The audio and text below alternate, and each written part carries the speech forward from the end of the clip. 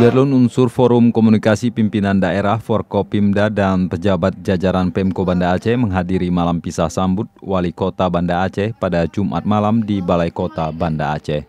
Dukungan besar untuk kemajuan kota ke depan, baik dengan PKK Kota Banda Aceh di Karanasda dan juga dengan Bapak Wali Kota dan Wakil Wali Kota beserta seluruh.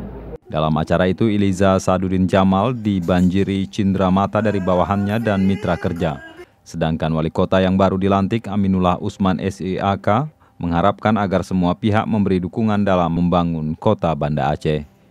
Ia berharap program 1 SKPD 1 Inovasi tetap dapat dilanjutkan serta menegakkan syariat Islam secara kafah. Dari Banda Aceh, Muhammad Nasir, Serambion TV.